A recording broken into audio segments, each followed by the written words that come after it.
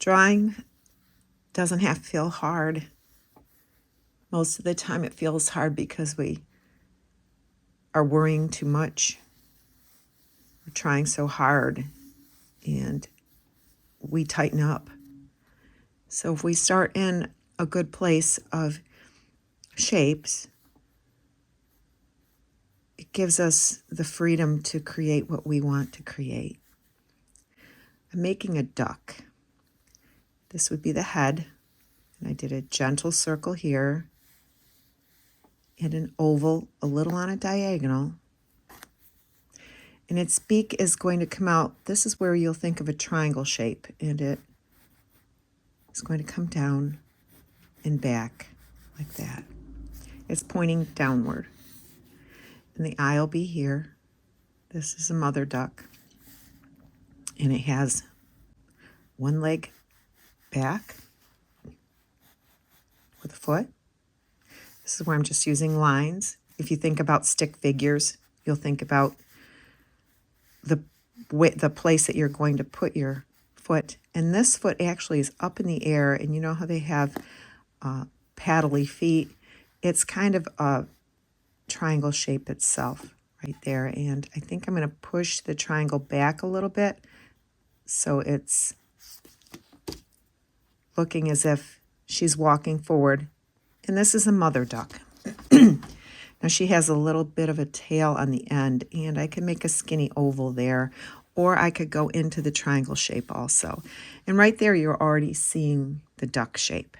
So now what I'll do is I will start to take my line and make a contour line around this shape to give it the form that I'm looking for. So I'm going to start with the beak, and I can see it drops in a little bit, and I'm going to come around. I'm going to change the grip on my pencil. I'm going to come around, and I'm not pressing hard into my paper. I'm just gently stroking with my pencil. I don't want to carve my lines in. I don't want to make a lot of, I don't want to put a lot of pressure and make an indent on my paper.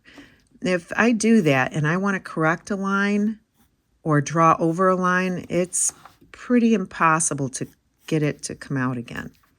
So there's her head, and I'm going to come down around her back, and she's pretty smooth. She's smooth looking. So there'll be her body. And I also see that she has an eye. I'm going to put the eye a little bit higher on her head, right about here. And she has a line that kind of comes through her eye like this. And this is where I'm going to start to put in some of the details. And she has a little hole for her beak. And her beak, she actually looks like she's smiling a little bit there. So now I'm going to come in and work the leg a little bit. I'll add a little thickness to this leg. She's got a little knob here, like I guess it'd be like a hawk on a horse. And put her foot. I can't see her whole foot. I just see it looks kind of flat. It's a direct side view. And then her little foot has like a little jig in here where it's folded a little bit. So that's all I'm seeing of her foot. And there's actually a shadow down under here. The sun must be coming directly above. So right there, that's how she looks. And she's got some darkness on the back of her neck, and that's just her feather colors. So it has nothing to do with the sun with this darkness. It's just the toning of her feathers. And I'm just going to take some lines and hatch some lines in there. I would like to make her chest a little bit more puffy, so I'm going to change that a little bit, and I'm going to come in under her neck a little bit more, give her a little facelift, and adding some more dappley kind of feathery looking lines, and her feathers of her wings come up and curve like this over her back. And I'm just going to add some more dappley lines.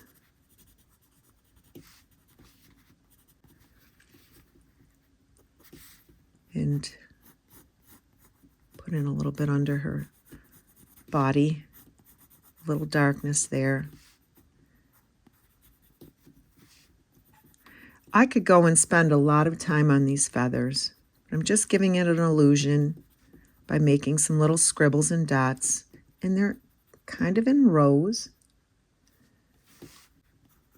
And I see another little feather here. She has like a longer mark right here. I don't know what kind of duck she is. I'm sure there are people that are very knowledgeable about ducks that would know, like my sister. She knows a lot about birds and ducks. She's a lot like my dad was. And I'm going to make this head come in and down a little bit more. I don't like what I did to that beak. I'm going to tip it up, back up again. And that's what I'm doing as I'm drawing. I'm evaluating constantly what I'm doing, what I'm seeing. And if I don't like it, I make an adjustment to it. Still, I want to come out a little further with her front of her body and making some dots and some lines and just making jigs and jags. It's not a science. It's just drawing what you see, allowing your pencil to move with your eyes. And this foot is pretty darkened because it's under shadow, and I'm going to stretch it out and make the shape look a little more like a folded foot. And this foot is just darker underneath, and it's actually a little wider than this in the leg. And there she is. I'll try to make a shadow a little better, a little darker. I'm using the side of my pencil that I call the foot, and I'm going to go in with the toe, and I'm going to darken a little bit more. Where I see the darker areas, I'm just going to put them in, and I'm going to press a little harder now. And you should be starting to see the duck. Now I'm going to put a little duckling behind her. Now, the duckling, in relative to the size of the mother, needs to be smaller, which is like a no-brainer, but sometimes when we're caught up in drawing, we forget to look for proportions. So that's what I'm going to do right now, is proportion this little duck smaller than the mother. It's about, I would say, the height of it is about at half the height of the mother, at least. I'm going to bring it even smaller. So there would be the head, and it has like a little chest that sticks out here. That looks kind of silly. It looks like a tilted snowman. And then its body comes over here behind. And it has a beak right here. There's the triangle. And I've got to be careful because I don't want the duckling's head to be as big as the mother's head. So I've got to trim that down a little bit. I can't get carried away. And I want to tell you, if you're a person that wants to talk and draw, it takes a special skill, and it takes a lot of practice to talk and draw, because when you're talking, you're moving into the communication side of your brain and the verbal side of your brain, and that will pull you out of your drawing side of the brain. Now, its little leg is bent up like this, and it's draping down because the other leg is standing up. Let me pull that over a little bit. So its little foot is up. I want to tuck it even higher. So I'm going to tuck it higher and bend it down. And then I'm going to go with his other foot, and he's standing, so you want him balanced. So his other foot is actually right behind it with its little paddly foot. And I'm going to bend its beak down a little bit more. So right now what I'm doing is I'm seeing shapes and I'm adjusting. This is a perfect time to do that adjustment. It's when you have your basic shapes on. You don't want to do your adjustment after you've done all the detail, because that's when the stress begins. You're like, uh-oh, I've done all this detail. Now I've got all of this to erase, or all of this to move around or cover up somehow. How am I going to do it? You want to do it now, when you're just in the very basic shapes time. So what I'm doing is I'm doing my contour line. It's not a straight line. I'm doing jig-jaggedy lines. I feel like when I'm drawing sometimes, a lot of the times, I feel like I'm actually like pushing clay around, like I'm moving it and adjusting it and forming it. It's it's a unique feeling. I'm shoving it around. It's like the push me, pull you. And if you're old like me, you probably will know what that is. If you don't, it's something. It's a creature. It is a creature that looks like a llama with a head on both sides. And I'm not sure where it came from. I want to say Dr. Dolittle, but somewhere in my mind, push me, pull you is stuck in there. But it's where I form it, I push it, I pull it, I shape it.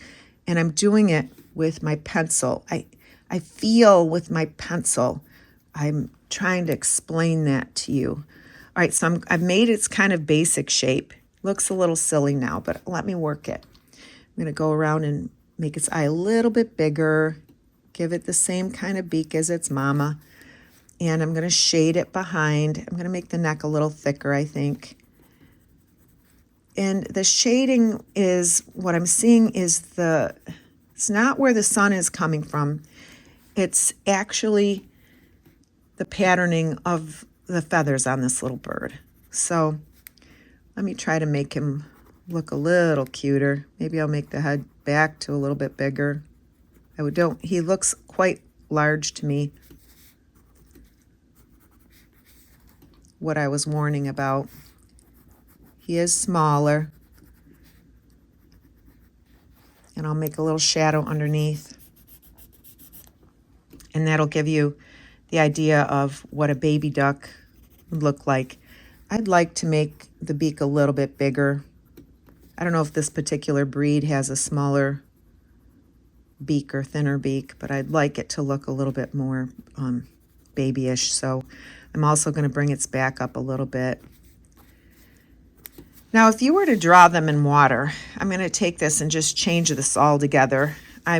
You would just put the water underneath its body, and I'm going to just change it and show you how to put them in water. I'm going to eliminate their legs, and what I'm going to do is just do a water line back here. It could be going out to the distance. If you're doing water lines, keep them more horizontal. There are times when they start to move to other configurations, but right now what I want to do is show that it's level water. It's not a big surf. It's not where there's a lot of waves coming. So then I'm going to take my water and I'm going to come up around there, around here, around its body, and with this, the duck would actually be sitting a little bit more down into the water, more like this kind of a shape. You'd see it sit more like this, okay? And then the baby, same thing. You would see the baby sit more like this.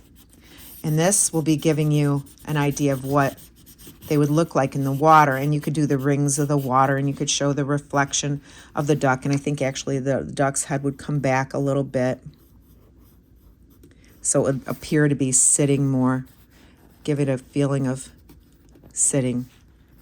I would actually make it more like this. And you might even, if the water's real smooth, you might even see the duck's head reflection down in the water below. And then also the baby duck's head reflection.